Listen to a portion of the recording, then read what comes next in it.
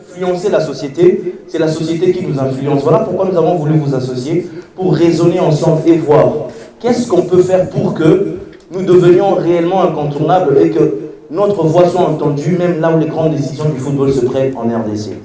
Donc je passe au troisième slide. Quels sont les objectifs de cette campagne? Améliorer les conditions de travail de joueurs, c'est-à-dire leur garantir un minimum de 1250 $ par mois, c'est-à-dire sur une saison sportive qui s'étend sur 10 mois, que nos joueurs puissent quand même avoir un salaire de 1250 minimum en Ligue 1. Et pour ceux de la Ligue 2, en fait, dans la Ligue 1, nous avons ceux qui jouent les interclubs, donc les 4 qui jouent les interclubs peuvent bénéficier de 2000 $ par mois à partir du mois d'août 2020 jusqu'au mois de mai 2021. On vous expliquera par quel mécanisme, c'est pas sorcier. Et ceux de la Ligue 2, ils sont 46 au total, avoir un revenu de 550 $ mensuellement, à raison de 25 joueurs par club. Et nous voulons aussi, à travers cette campagne, renforcer la FECOFA. Renforcer la FECOFA comment? Nous avons une fédération responsable, une fédération mais qui connaît souvent de problèmes de financement. Au lieu que notre fédération puisse toujours être demanderesse, on peut voir à travers cette campagne comment allouer un pourcentage pour que la FECOFA puisse, à travers ces différents projets, aussi développer à un côté le football féminin que le football de jeunes, parce que c'est ce qui nous intéresse vraiment. Et quelle autre opportunité nous offrons? Ce fonds devra aussi ouvrir le porte au football féminin et surtout à prendre soin de nos arbitres. Aujourd'hui, les arbitres, c'est le cauchemar de notre football. C'est-à-dire, il n'y a pas deux matchs qui se jouent sans qu'on puisse décrier le comportement de l'arbitre. Est-ce qu'ils sont censés faire ce qu'ils font pour ceux qui le font? Non, ils ne sont pas censés le faire. Mais pourquoi ils le font? Ils le font parce qu'ils ne sont pas bien rémunérés. Donc, allez-y comprendre qu'il y a un souci que nous, en tant qu'acteurs sportifs, c'est-à-dire vous de la presse, et nous autres indépendants dans le milieu du football, devons pallier.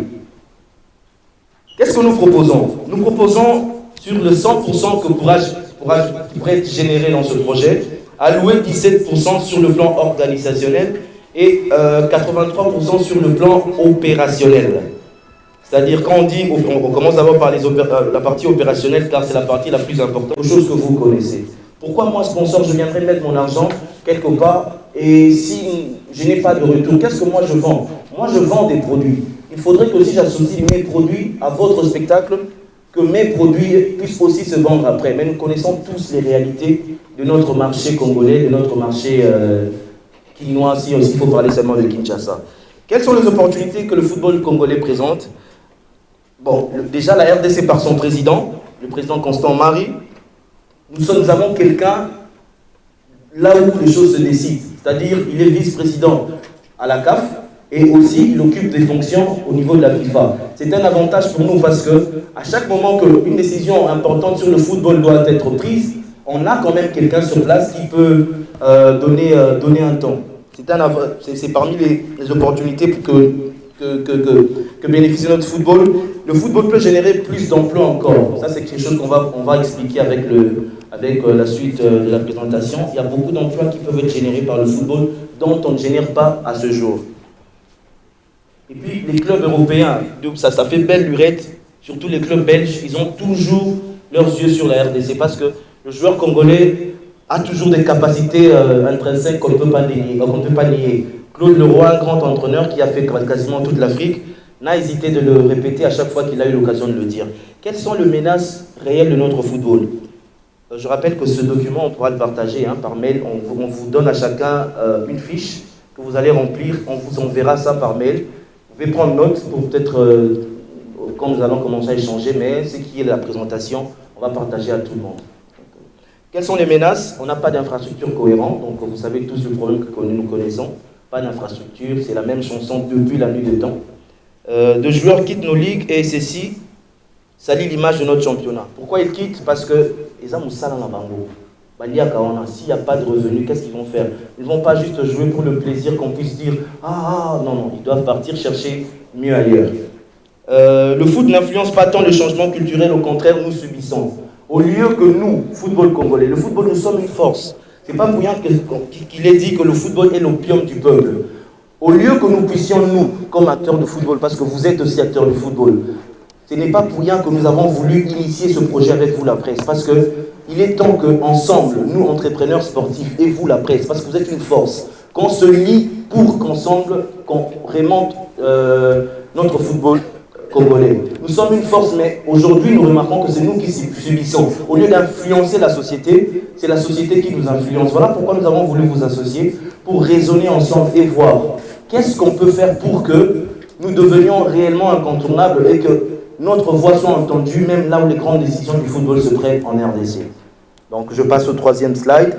Quels sont les objectifs de cette campagne? Améliorer les conditions de travail de joueurs, c'est-à-dire leur garantir un minimum de 1 250 $ par mois, c'est-à-dire sur une saison sportive qui s'étend sur 10 mois, que nos joueurs puissent quand même avoir un salaire de 1 250 minimum en Ligue 1. Et pour ceux de la Ligue 2, en fait, dans la Ligue 1, nous avons ceux qui jouent les interclubs, donc le 4 qui jouent les interclubs peuvent bénéficier de 2 000 $ par mois à partir du mois d'août 2020 jusqu'au mois de mai 2021. On vous expliquera par quel mécanisme, c'est pas sorcier. Et ceux de la Ligue 2, ils sont 46 au total, avoir un revenu de 550 $ mensuellement, à raison de 25 joueurs par club. Et nous voulons aussi, à travers cette campagne, renforcer la FECOFA. Renforcer la FECOFA comment? Nous avons une fédération responsable, une fédération mais qui connaît souvent de problèmes de financement. Au lieu que notre fédération puisse toujours être demanderesse, on peut voir à travers cette campagne comment allouer un pourcentage pour que la FECOFA puisse, à travers ces différents projets, aussi développer à un côté le football féminin que le football de jeunes, parce que c'est ce qui nous intéresse vraiment. Et quelle autre opportunité nous offrons? Ce fonds devra aussi ouvrir le porte au football féminin et surtout à prendre soin de nos arbitres.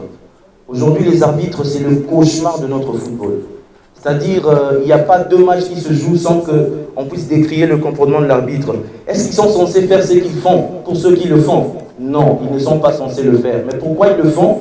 Ils le font parce qu'ils ne sont pas bien rémunérés. Donc, allez-y comprendre qu'il y a un souci que nous, en tant qu'acteurs sportifs, c'est-à-dire vous de la presse, et nous autres indépendants dans le milieu du football, devons pallier. Qu'est-ce que nous proposons? Nous proposons, sur le 100% qui pourrait être généré dans ce projet, allouer 17% sur le plan organisationnel et 83% sur le plan opérationnel. C'est-à-dire quand on commence d'abord par la partie opérationnelle, car c'est la partie la plus importante. Un dirigeant de l'AFDECO, c'est-à-dire celui qui engage l'AFDECO, devra signer. Le compte est ouvert, nous avons signé. Il manque des signatures que nous devons le plus tôt possible ramener pour que tout décaissement possible de l'argent soit fait. Nous proposons ceci. Nous, journalistes, nous mourons. On dirait que Tokoufarané qui va indigent. On dirait ceux qui sont journalistes à Koufi, il faut cotisation, ceci, cela, quand il est malade. Ce sont des cris d'alarme. Je suis en train. Écoutez, c'est une idée. C'est un constat personnel. Oui, c'est un constat personnel. Le problème qui est là, c'est que avec les fonds, avec la clé de répartition qui va nous revenir, on peut signer un contrat avec un centre hospitalier viable où tout journaliste va se retrouver. Une mutuelle de santé. Oui, par exemple, tout à fait. Dans le sens de ce qu'avait évoqué Philippe Bassakissa, en fait, sa préoccupation était bonne, mais il n'était pas allé peut-être au bout de ses idées. Vous avez dit que chaque club donnera un quota de 25 joueurs. Quand il y a quelques jours pour atteindre le mois d'août, le football, l'initiative de Ndembo, le foot, c'est pas seulement Ligue 1 et Ligue 2. Pourquoi vous ne pensez même pas aux ententes urbaines, là où au niveau des terrains zélotiques, il y a de la souffrance? Pensez aussi avec quelque chose pour ces jeunes gens-là qui se battent pour développer le football. Aujourd'hui, nos grands clubs n'ont pas des académies, n'ont pas des centres de formation, mais on puise toujours au niveau des ententes urbaines, des BFK, et c'est ces joueurs-là qui font la beauté de la Ligue 2 et de la Ligue 1. C'est difficile pour qu'une personne de sa propre poche puisse gérer une équipe. Ça ne se justifie pas. Donc du coup, nous avons pensé à un concept pour les soutenir. Parce que nous apprécions déjà le travail qu'ils abattent, mais nous estimons que seuls ils ne peuvent pas, il faut les accompagner. Et comment les accompagner? En mettant en exergue d'abord le footballeur, parce que c'est lui l'acteur principal. Il n'y a pas football sans footballeur. C'est ainsi que nous avons pensé. Que faire pour qu'ensemble, nous puissions changer ces choses? Nous avons aussi remarqué que Le gouvernement congolais, bien qu'il fournisse des efforts pour que ce football puisse aller de l'avant, nous ne sommes pas la priorité gouvernementale à ce jour. Il y a beaucoup de priorités. Et nous, on restera toujours dans les oubliettes. Et en tant qu'entrepreneur sportif, nous avons pensé à un concept, Toto Bolandembo, et on va aller à la page suivante. On va expliquer. Nous avons essayé de faire une analyse, faire sortir les forces de notre football, les faiblesses, les opportunités et les menaces que connaissent notre football. Parmi les forces de notre football, nous avons dit le pays où le foot est vraiment le sport roi. Ça, c'est vraiment c'est quelque chose qu'on ne peut pas enlever à la RDC. Nous sommes un pays où le football est vraiment roi. La Vodacom Ligue 1, l'actuel championnat de ligue de notre pays,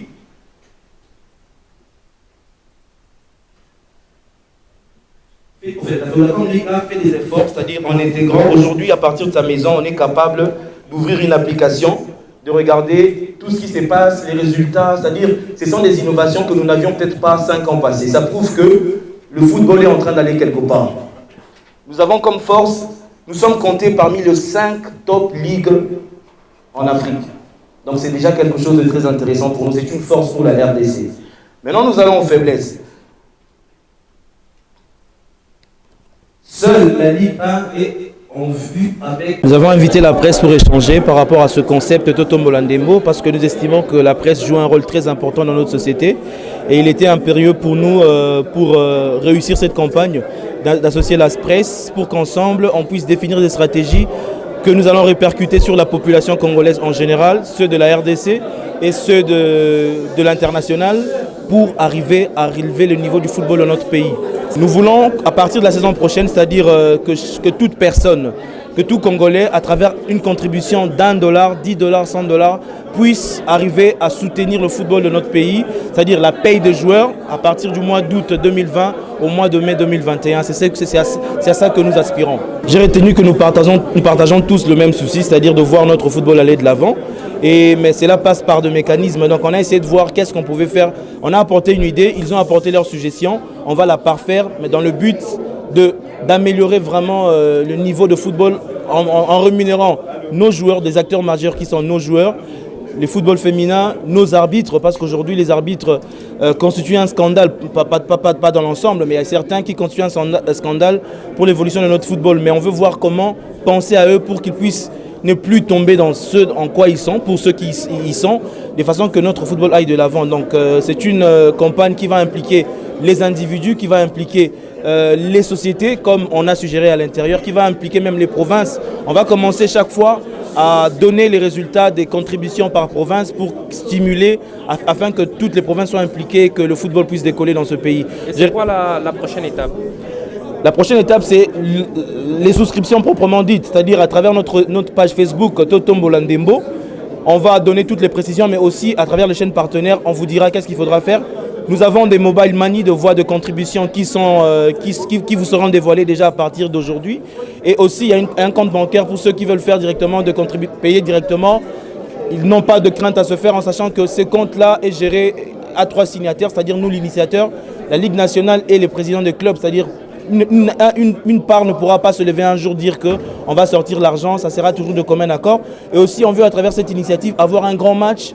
On a suggéré que ce match-là soit joué le 30 juin qui opposerait les Congolais ayant la nationalité congolaise ou qui l'ont perdu mais qui jouent à l'étranger contre ceux qui sont ici. C'est-à-dire, nous voulons vivre le football autrement en RDC. Nous ne voulons pas que le football en RDC soit un domaine abandonné aux médiocres, si on peut le dire comme ça. Nous voulons que l'élite s'implique afin que le football, qu'on puisse relever le niveau du football en RDC. Donc on veut l'implication de l'élite congolaise pour relever le niveau du football en RDC. En fait, la Ligue 1, c'est le miroir du football congolais. Donc on veut que ceux-là, parce que c'est un championnat phare pour notre pays, qui soit bien rémunéré, parce que la tentation est très grande à leur niveau, qu'au niveau de ceux de la Ligue 2. On veut que ceux de la Ligue 1 puissent avoir des cagnottes assez conséquentes pour amoindrir le risque de tomber à des corruptions qui réduisent notre football aux bases étapes.